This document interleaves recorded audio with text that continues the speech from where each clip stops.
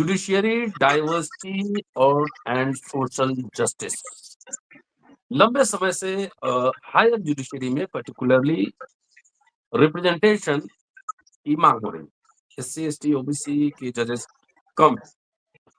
चंचूड़ साहब जब chief justice थे तो वहां का एक आंकड़ा है कि तमिलनाडु में सबसे ज्यादा मतलब 88% जो नियुक्ति हुई हाईकोर्ट के जजेस में एससी एसटी ओबीसी ओबीसी 88% के आसपास। सदर्न स्टेट में चाहे तेलंगाना हो चाहे कर्नाटक हो तमिलनाडु हो थोड़ा सा डाइवर्सिटी हायर जुडिशरी में दिखाई देता है। लेकिन क्या है पिक्चर? अभी चीफ जस्टिस बने हैं, संविधान को मानने वाले हैं, बुद्धिस्ट हैं, अम्बेडकर राइट हैं। बहुत चर्चित अभी उनका काम चल रहा है और बहुत ही अच्छे अच्छे उनके संविधान के हिसाब से कई ऑर्डर्स आए हैं। तो इनसे तो एक अपेक्षा भी है कि हायर जुडिशरी को डाइवर्सिफाई किया जाए। समग्रता में ओवरऑल क्या है हायर जुडिशरी डाइवर्सिटी और सोशल जस्टिस की स्थिति? पंजाब में देश का सबसे ज्यादा दलित समुदाय बसता है और वहां पे जहां तक मुझे पता है सिर्फ 2 जजेस हैं। बिहार हिंदी पट्टी में देखेंगे, बिहार उत्तर प्रदेश बिहार में और तमाम वहां पिछले समय में कोई अपॉइंटमेंट एससी एसटी ओबीसी से नहीं हुआ। समग्रता में क्या रिप्रेजेंटेशन है हायर जुडिशरी में इन समुदायों की? चर्चा आज इसी विषय पर हो। दोस्तों, रतन लाल बोल रहा हूँ और आप देख रहे हैं अम्बेडकर नमा। जेपी सिंह साहब मौजूद हैं इस कार्यक्रम में।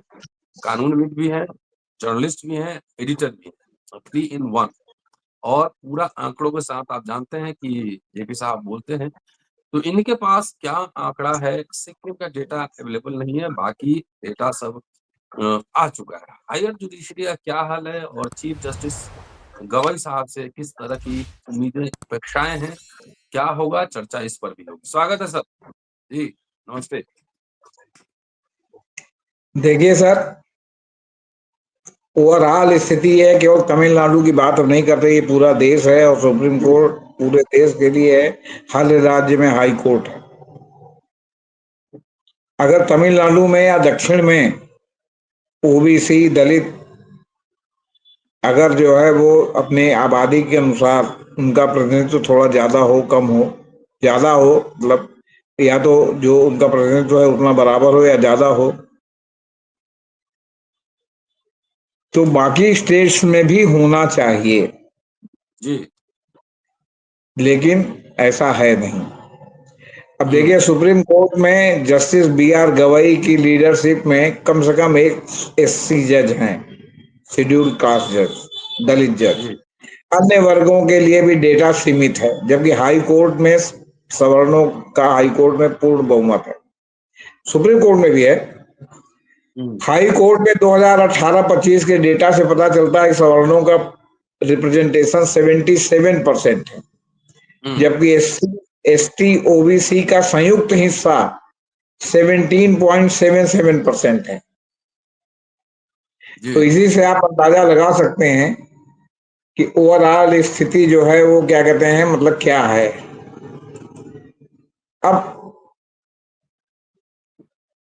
आप पिछले 2 चीफ जस्टिसों के कार्यकाल से हम शुरू करते हैं, क्योंकि यही डाटा जी। हिंदू ने प्रकाशित किया है दक्षिण भारत को लेकर। जस्टिस चंद्रचूड़ चीफ जस्टिस थे, उसके बाद जस्टिस खन्ना चीफ जस्टिस थे और doctor justice B R Gavai chief justice हुए हैं। जस्टिस चंद्रचूड़ और जस्टिस खन्ना के कार्यकाल में सवर्णों का रिप्रेजेंटेशन अधिक रहा, जबकि दलितों और ओबीसी का कम रहा। सुप्रीम कोर्ट में 2022 से 2025 के दौरान 23 न्यायाधीश नियुक्त हुए, जिनमें से केवल एक जस्टिस वराले दलित थे और 2 अल्पसंख्यक थे। हाई कोर्ट की नियुक्तियों में 2018 से 2025 के दौरान सवर्णों का हिस्सा 77% था, जबकि दलितों, आदिवासियों और ओबीसी का संयुक्त हिस्सा 17.77% था। अब ये विवादास्पद विषय है, क्योंकि नियुक्तियों में विविधता की कमी को लेकर आलोचनाएं भी हैं और ये सर्वविदित है कि न्यायपालिका में, उच्च न्यायपालिका में आरक्षण लागू नहीं है। हम्म। और ये कहा जाता है कि ये मेधा का मामला है, जिसका जो है वो जो योग्यता के आधार पर नियुक्ति होगी। हमारे वर्तमान चीफ जस्टिस गवाई साहब जो दलित वर्ग से आते हैं, उन्होंने बनने के बाद कहा भी था कि दलितों महिलाओं इनकी हिस्सेदारी कम है, बढ़नी चाहिए, लेकिन योग्यता से समझौता नहीं हो सकता। ठीक है। हम्म। तो अब ये कहा था उन्होंने, तो उनकी भी सीमाएं सीमित हैं। दरअसल है क्या, कॉलेजियम सिस्टम हर राज्य के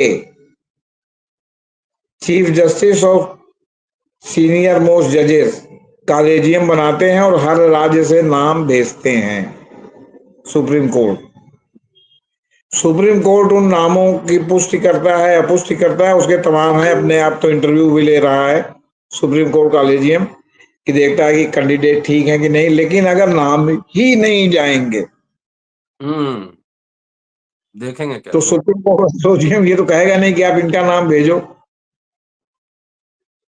और अगर मान लिया सुप्रीम कोर्ट कॉलेजियम ने किसी ने ये हिम्मत की या इशारा किया कि इनका नाम भेजो, जैसा कि होता भी रहा है, तो उसमें अगर दलित और ओबीसी के नाम की बात होगी, अल्पसंख्यक के नाम की बात होगी, तो हो सकता है कि ये लीक हो जाए, और लीक हो जाने के बाद कितनी चीजें लेदर होगी, इसका आप सहज कल्पना कर सकते हैं। इसलिए उसमें बात यही है कि लोग नाम ही नहीं भेजते। जब नाम ही नहीं भेजेंगे तो अपॉइंटमेंट कहां से होगा। अब हम्म। दक्षिण के राज्यों में, विशेषकर तमिलनाडु में, द्रविड़ आंदोलन जो पेरियार साहब ने शुरू किया था, उससे जो चेतना जागी और उससे जो ओबीसी और जो दलित वर्गों में शिक्षा के प्रति रुझान बढ़ा, तो वहाँ वकालत में भी संख्या काफी है जो है। जब सवर्ण वकील कम पॉपुलेशन। रहेंगे, आपके ओबीसी दलित वकील ज्यादा रहेंगे, तो जो वकीलों के कोटे से नाम भेजा जाएगा, वो उसमें स्वाभाविक रूप से उनका नाम शामिल हो ही जाएगा। वो कोई ना भी चाहे तो भी जो है स्वामी, और फिर जो नाम जाएगा उसी में से आपको सेलेक्ट करना है। बाकी राज्यों में, उत्तर प्रदेश, बिहार, पंजाब, हरियाणा, राजस्थान, गुजरात में ऐसी स्थिति नहीं है। मध्य प्रदेश ऐसी स्थिति नहीं है। महाराष्ट्र ऐसी स्थिति नहीं है। तो कहने का मतलब है कि ये जो है क्या कहते हैं, ये हकीकत ये है, आपसे बता रहे हैं। अब आइए आप जस्टिस चंद्रचूड़ के कार्यकाल पर।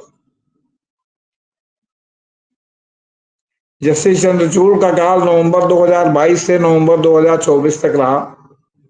इस दौरान सुप्रीम कोर्ट में जस्टिस पीवी वराले दलित वर्ग की नियुक्ति हुई, जो एकमात्र दलित न्यायाधीश थे। अल्पसंख्यक समुदाय में जस्टिस एहसानुद्दीन अमानुल्लाह और जस्टिस अगस्तीन जॉर्ज मसीह नियुक्त हुए।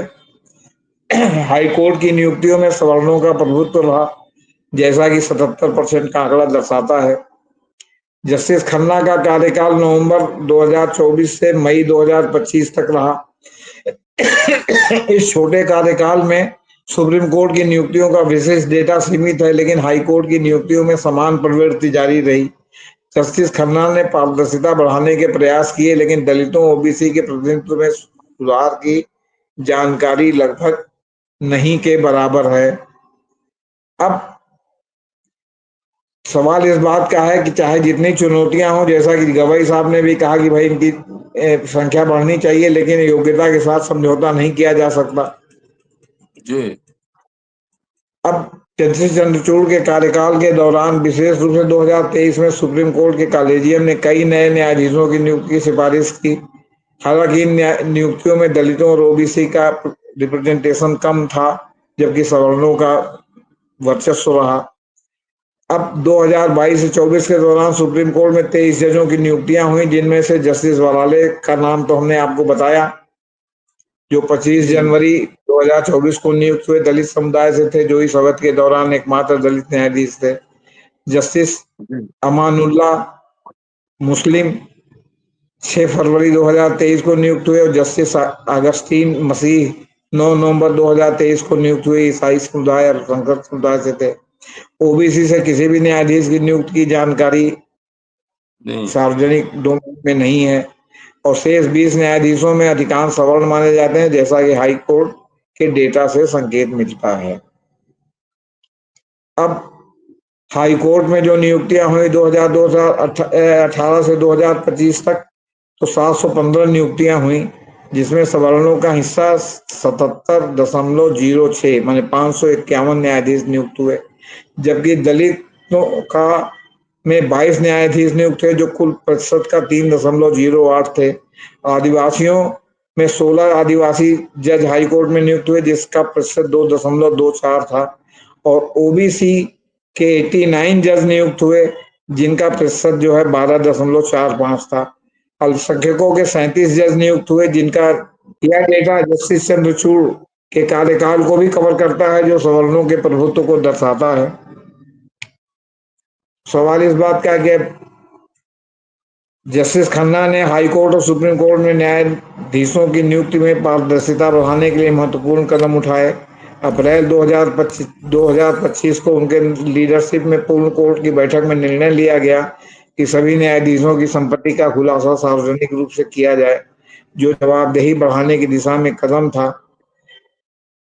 इसमें प्रगति भी हुई, 21 न्यायाधीशों का आया और न्यायाधीशों का है, लेकिन कहने का मतलब है कि जो नियुक्तियां हैं जी। उसकी स्थिति जो है वो क्या कहते हैं जस के तस है। अब हम्म। जो आपका क्या कहते हैं आपने शुरू किया था कि मद्रास हाई कोर्ट में हम्म। 17 नियुक्तियां हुई जस्टिस चंद्रचूड़ और जस्टिस संजीव खन्ना के कार्यकाल में, जिसमें से 15 88.2% नियुक्तियां पिछड़े वर्ग, अन्य पिछड़े वर्ग, सबसे पिछड़े वर्ग, अनुसूचित जाति या अनुसूचित जनजाति से हुई। जी। यह उस अवधि में 24 उच्च न्यायालयों में सबसे अधिक हिस्सा है। सिक्किम उच्च न्यायालय के लिए डेटा उपलब्ध नहीं है, सार्वजनिक डोमेन में नहीं है। जी। अब सवाल इस बात का है कि मामला फिर देखिए आगे है कि एक सिस्टम है। सिस्टम ये है कि जो लोअर जुडिशियरी से हायर जुडिशियरी में प्रमोशन होता है उसके कुछ पैरामीटर्स हैं। आपका कैरियर कितना बेदाग रहा, आपने कितने फैसले किए, फैसलों की गुणवत्ता क्या थी, सब इन सब आधार पर डिस्ट्रिक्ट जज लेवल से जो है क्या कहते हैं हाई कोर्ट के लिए चयन होता है। इन पैरामीटर्स में अब जो नापने वाले हैं, फिर आईबी की रिपोर्ट है लोगों के बारे में कि वो जो है क्या कहते हैं घूसखोर जज हैं, बेईमान जज हैं, जातिवादी जज हैं, क्या है वो बिल्कुल गोपनीय है, समझ लीजिए आपको बता। इन सब पैरामीटर्स के आधार पर छन के कुछ नाम जाते हैं जिनको अगर जो है हाई कोर्ट का कोलेजियम स्वीकार करता है तो वो सुप्रीम कोर्ट भेजता है, और सुप्रीम कोर्ट का कोलेजियम उसकी जो है वो क्या कहते हैं एनालिसिस करके पुष्टि उसको कर। फिर केंद्र के पास भेजता है, फिर केंद्र से नियुक्त। तो उसमें से संख्या आने का मतलब है कि अगर डिस्ट्रिक्ट जज के यहाँ से आएगा, डिस्ट्रिक्ट जज लेवल से, तो उस लेवल पर जो आपके क्या कहते हैं दलित और ओबीसी का रिप्रेजेंटेशन है, उस रिप्रेजेंटेशन में गुणवत्ता के आधार पर आएगा। जबकि जुडिशरी इस समय जो है भ्रष्टाचार के आकंठ रूप से डूबे होने के दौर से गुजर रही है। मैं नहीं कह रहा हूं कि वो है, मैं कह रहा हूं उस दौर से गुजर रही। और जस्टिस निर्मल यादव, जस्टिस यशवंत वर्मा, इसके बाद अभी एक और जज साहब जो है दिल्ली के जो है ट्रांसफर किए गए हैं, जिनका है कि राउस रेवेन्यू कोर्ट के अधीनस्थ न्यायालय के, जिनके बारे में है कि अहलमत के माध्यम से जमानत के पैसे का लेन देन हो रहा था। तो कहने का मतलब है कि इसमें बड़े ऑपरेशन की जरूरत है समग्र रूप से। तो उस वहां से नाम आया, बाकी वकीलों से नाम आया, तो वकीलों के लिए भी पैरामीटर्स हैं, और उस पैरामीटर में एक पैरामीटर है आपकी आय, जो निश्चित रूप इनकम से टैक्स। जो है आप आयकर दाता होने चाहिए। अब अगर आप जो है 10,000 फीस लेते हैं और एक जीरो हटा के अपने रजिस्टर में केवल 1,000 दर्ज करते हैं और 1,000 के हिसाब से आप अपना इनकम टैक्स रिटर्न भरते हैं, तो एक इनकम टैक्स बचाने के चक्कर में आप अपने जजशिप से समझौता करते हैं, जिसके लिए आपका नाम जा सकता है, आप उससे समझौता करते हैं। फिर आपकी जो वकालत है वो कितनी गुणवत्तापूर्ण है, वो आपके बहस करने से, आपका के जो है मामले में जजमेंट आने से कि कितने मामले में आप सफल होते हैं, कितने मामले में आप असफल होते हैं, ये सब चीजों का गुणांक होता है जिसके आधार पर आपका चयन होता है। तो ये सब चूंकि तमिलनाडु में ओबीसी और दलितों का जो है वकालत में बहुत अच्छा खासा वर्चस्व है, इसलिए वहां उनके नाम को छांटे जाने का या मतलब काटने का जो है वो क्या कहते हैं बहुत कम अवसर है। और ये बात जब हम्म हमारे पूरे देश भर के वकील सब वर्गों के समझ लेंगे तो समझ लेंगे ना कि थोड़े से लालच के लिए अगर आप जो है अपना जो है सब नष्ट करना चाहते हैं तो इसमें कोई दूसरा कुछ नहीं कर सकता सिवाय इसके कि एकेडमिक बहस हम आप जैसे कर रहे हैं वैसे करें। अब आप देखिए आंध्र प्रदेश उच्च न्यायालय में गैर सामान्य श्रेणियों की नियुक्तियों का 27.3 हिस्सा दर्ज किया गया जो राष्ट्रीय औसत 24.4 से अधिक है। मतलब वहां भी ज्यादा लोग नियुक्त किए गए। उपरोक्त हम्म डेटा यह पता चलता है गैर सामान्य श्रेणियों के व्यक्तियों का प्रतिनिधित्व दक्षिण राज्यों में अपेक्षाकृत अधिक है। केवल केरल में स्वीकृत नियुक्तियों में 20% से भी कम गैर सामान्य श्रेणी से थे। हम्म अब केरल में क्या है? केरल में मैं जहां तक समझता हूं कि केरल बहुत पढ़ा लिखा राज्य है और जी वहाँ दलितों की संख्या अपेक्षाकृत कम है। वहाँ हिंदू और ईसाई, तो ईसाइयों में कोई जाति होती नहीं है। ये आरक्षण के लिए कुछ लोग भले अपने को जो है दलित बनाने लगे, वो एक अलग बात है। और केरल भी डोमिनेटेड बाई सवर्ण जातियां, चाहे वो हिंदुओं में सवर्ण हो चाहे वो ईसाइयों में सवर्ण हो। वहाँ ईसाइयों में भी सवर्ण जातियां जो ब्राह्मण और लोगों से कन्वर्ट हुई हैं, वो ईसाई हम्म बनने के बाद भी जातिवाद पर कायम रहती हैं और शादी ब्याह में जातिवाद देखते हैं कि हड्डी की शुद्धता है कि नहीं। ब्राह्मण कन्वर्टेड में ही शादी करता है, अदर्स में नहीं। ये एक मतलब घिनौना सच है, चाहे इसको आप स्वीकार करें या चाहे नहीं स्वीकार। इसी तरह मुसलमानों में भी है कि जो सवर्ण से कन्वर्टेड है वो स्वर्णों में ही शादी करते हैं, अपने से नीचे वाले में नहीं। तो ये स्थिति है। तो कहने का मतलब है, और आपका आंध्र प्रदेश है वहां मध्यवर्ती जातियों का जो है समूह ज्यादा है। आपके कर्नाटक है वहां पर भी सवर्णों का अच्छा खासा जो है परसेंटेज है। दलित भी है हम्म लेकिन सवर्णों का अच्छा खासा परसेंटेज है। अब वो सामाजिक चिंतन का विषय है कि उस शिक्षा के स्तर पर उन लोगों का क्या वर्गीकरण है, कौन शिक्षित है, कितना कौन शिक्षित नहीं, वकालत में कौन लोग हैं कौन लोग नहीं है। तो ये सारी चीजें समग्रता के साथ देखने पर आज की डेट में ये स्थिति है कि हमारी न्यायपालिका में जो है वो सामाजिक न्याय नहीं है। और पंद्रह हम्म परसेंट का जो वो है आपका क्या जो कहते हैं ना 85 बनाम 15, तो 15% ने 77% जगहों पर कब्जा कर रखा या 80% हम्म जगहों पर कब्जा कर रखा। कोई एक राज्य अपवाद हो सकता है, दो राज्य अपवाद हो सकते हैं, लेकिन बाई एंड लार्ज नहीं, अपवाद नहीं है। क्योंकि ये स्थिति है और चूंकि आरक्षण नहीं है इसलिए आरक्षण के प्रावधान लागू होने का भी सवाल नहीं है। अब जैसे देखिए दिनाकरण, जस्टिस दिनाकरण आपके सुप्रीम कोर्ट में आ रहे थे, लेकिन उनके भ्रष्टाचार का जो है तमाम आरोप सुप्रीम कोर्ट बार एसोसिएशन ने और लोगों ने लगाना शुरू किया और अंत में वो नहीं आ पाए, जबकि वो तमिलनाडु के दलित जज थे। आपके क्या हम्म कहते हैं, एक जो बहुत विवादास्पद जस्टिस कर्नन, वो योग्य जज थे लेकिन वो नीचे के ही स्तर पर युद्ध लड़ते लड़ते जो है वो क्या कहते हैं शहीद हो गए अदालत की चौखट पर। वो भी सुप्रीम कोर्ट आ सकते थे। तो अब ये सब बातें हैं, जब तक समग्रता के साथ पूरा समाज इस पे चिंतन नहीं करेगा तब तक इसमें सुधार की गुंजाइश बहुत कम। जी ये जी ओवरऑल अगर सदर्न स्टेट का देखें तो वहाँ डाइवर्सिटी थोड़ा डाइवर्स दिख रहा है, लेकिन ये हिंदी बेल्ट जो है पूरा, इसमें तो वैक्यूम है। मतलब मैंने जो आंकड़े देखे हैं, जितना हिंदी स्पीकिंग एरिया है वो तो वैक्यूम है। पंजाब में भी उस तरह से नहीं है रिप्रेजेंटेशन। पटना में जीरो, भाई उत्तर प्रदेश में आप इस बात पे क्यों नहीं गौर करते कि इस पे आपको जो आपका सिस्टम है, अगर उस सिस्टम में आपको क्लियर कट रिजर्वेशन नहीं है, आपको हम्म तमाम पैरामीटर्स को पार करते हुए आना है, तो उन पैरामीटर पर आने के लिए आपको कुछ सेक्रीफाइस भी करना पड़ेगा।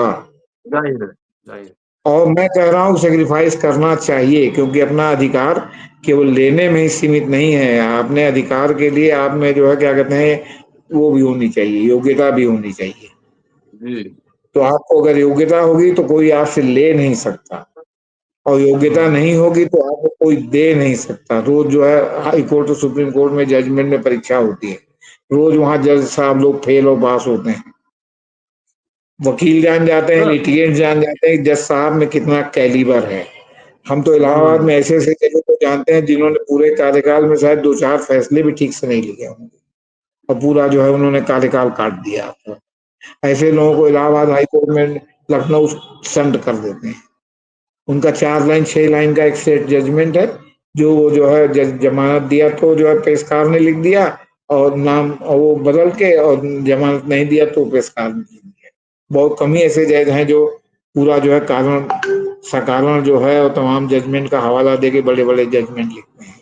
बल्कि मैं तो कहूंगा, मैंने तो आपके हरियाणा जुडिशियल सर्विस के 1-2 अधिकारियों का जजमेंट देखा है, जुडिशियल अधिकारियों का, एडिशनल सेशन जज स्तर का, वो किसी मामले में हाई कोर्ट के किसी जज के जो है स्टैंडर्ड से हम्म। कम नहीं। उनका उस तरह का चार्ट, उस तरह का वो बिल्कुल लगता है जैसे कि हाई कोर्ट का ये फैसला हो।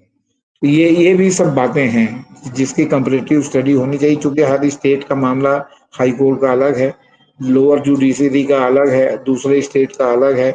इसलिए इसका कोई समग्रता के साथ कोई मूल्यांकन नहीं है और इसको हर स्टेट वाले अपने अधिकारों के क्षरण के रूप में देखते हैं। अगर उनको मिला के ऑल इंडिया सर्विस किया जाए तो उसके दूसरी प्रॉब्लम है कि कुछ लोगों का वर्चस्व हो हम्म। जाएगा, कुछ लोग पीछे चले जाएंगे। ये वो सरकार के कंट्रोल में भी आ जाएगा ना पूरा मामला। जी जी एक सवाल और सर, आपने जैसे हम लोगों जी ने पहले भी बात की है कि लोअर जुडिशरी डिस्ट्रिक्ट लेवल से भी हाई कोर्ट जज एलिवेट होते रहे, एक प्रावधान है। अभी सुप्रीम कोर्ट का एक फैसला है कि लोअर जुडिशरी में जाने से पहले 3 साल आपको प्रैक्टिस करना होगा। तो ये थोड़ा सा अब लग रहा है कि जैसे 23-24 साल में कोई लॉ ग्रेजुएट होगा, 3 साल प्रैक्टिस करेगा, 27-28 में सिलेक्शन होगा, 1 साल ट्रेनिंग करेगा, तो 30 के आसपास अगर बहुत एक अटेम्प्ट में हो गया तो 30 के आसपास वो जुडिशरी में जाएगा। ऐसी स्थिति में क्या ये संभव है कि सेशन जज तक भी एलिवेट हो पाएगा या फिर हाई कोर्ट जाएगा? ये तो एक बड़ा मामला है। देखिए सर, ये सवाल हिपोक्रेसी से जुड़ा हुआ है। हम्म। मैं वकालत में रहा हूं, मैं जानता हूं 3 साल की ट्रेनिंग वकालत में कोई ट्रेनिंग नहीं है। जी जी जी। और उसके उसके लिए तो बिल्कुल ही कोई ट्रेनिंग नहीं है जो कंपटीशन दे रहा है। हम्म। लेकिन अगर साथ में आप समग्रता के साथ, इसका भी कोई सर्वे उपलब्ध नहीं है कि जो लोग तत्काल लॉ ग्रेजुएट हुए तो जिनका भी अलग अलग हाई मतलब हायर जुडिशियल सर्विस में, मतलब जुडिशियल सर्विस में राज्यों में नियुक्तियां होती हैं, उसमें कितने फ्रेशर्स होते हैं और कितने जो है 2-2 साल 3-3 साल 4-4 साल 5-5 साल 7-7 साल के प्रैक्टिस वाले होते हैं। क्यों? कि जब हमको जुडिशरी में जाना है तो हमने लॉ किया तो हम रजिस्ट्रेशन अपना तुरंत कराते हैं कि भाई हम्म। हमारी वकालत का उतर। क्यों? क्योंकि हाई कोर्ट में भी अगर आप ब्रीफ होल्डर बनते हैं तो 5 साल का आपका जो है क्या कहते हैं कम से कम अनुभव रहना चाहिए। अब वो 5 साल का अनुभव कागजी है, ये नहीं है कि व्यवहारिक की आप अदालत में दिखाई पड़े कि नहीं दिखाई। तो इसलिए जो 3 साल वाला है, या इसको अगर हटा के तुरंत कर जाए कि तुरंत भी हो सकते हैं, तो ये उनके लिए है कि जो रजिस्ट्रेशन ही नहीं कराते। बाकी आप रजिस्ट्रेशन करा लेंगे तो आपको मान लिया जाएगा कि आप प्रैक्टिस में हैं। आप किसी सीनियर से लिखवा के दे देंगे कि हाँ ये हमारे चैम्बर से जुड़े हुए हैं, बस इतना ही सफिशियंट है। उसके लिए कोई स्कूल कॉलेज या कहीं जो है आपका रजिस्ट्रेशन या कहीं जो है आपका नामांकन, ये कोई जरूरी नहीं है। हम्म। तो इसलिए ये कोई भी जो लोग सेलेक्ट हो रहे हैं इसके लिए ज्यादा हल्ला गुल्ला करने के बजाय ये अगर समझा जाए कि 3 साल का जो ये लगा है ये हिपोक्रेसी है, इसमें कोई मतलब क्या कहते हैं दम नहीं है। आप हम्म। अगर किसी फौजदारी के वकील के साथ हैं और वो भी फौजदारी का वकील अगर सेशन कोर्ट वगैरह करता है तब तो आपको कुछ अनुभव मिलेगा। अगर वो नहीं करता तो आप जो है वो मजिस्ट्रेट के यहाँ तक ही सीमित रह जाएंगे, क्या अनुभव मिलेगा।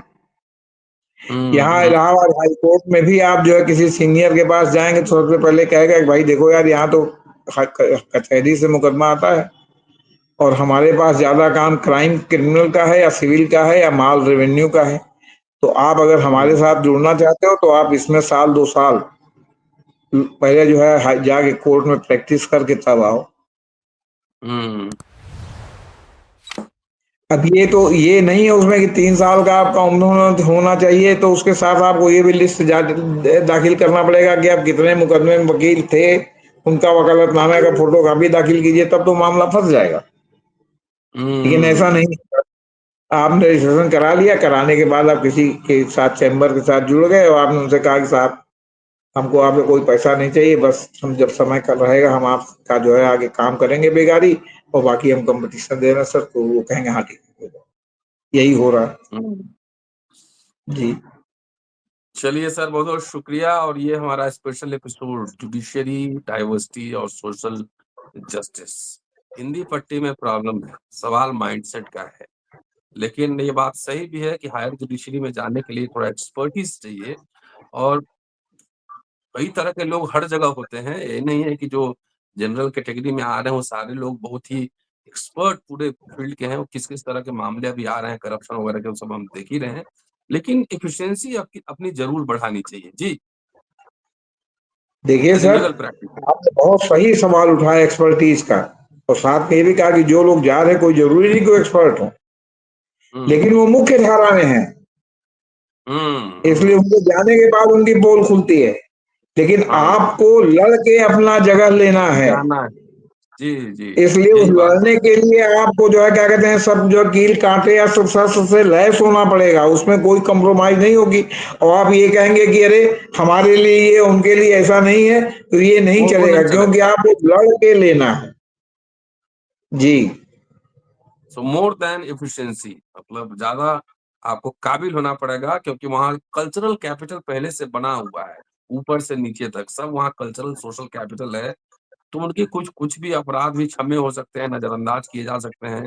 लेकिन अगर आप वंचित समाज से आते हैं तो समझिए कि आपको तलवार के धार पर चलना पड़ेगा, ज़्यादा एफिशिएंसी दिखाना पड़ेगा, तब आपकी उम्मीदवारी भी हो पाएगी। दूसरा इनकम टैक्स, आईबी, तमाम ये सब पूरी इंक्वायरी होती है, तो उस पर भी सचेत होना पड़ेगा। इसलिए मैं कहता हूँ जब से प्रैक्टिस कीजिए, थोड़ा बहुत इनकम टैक्स भरना शुरू कर दीजिए ईमानदारी से। शुक्रिया, देखते रहिए अम्बेडकर। शुक्रिया सर, थैंक यू।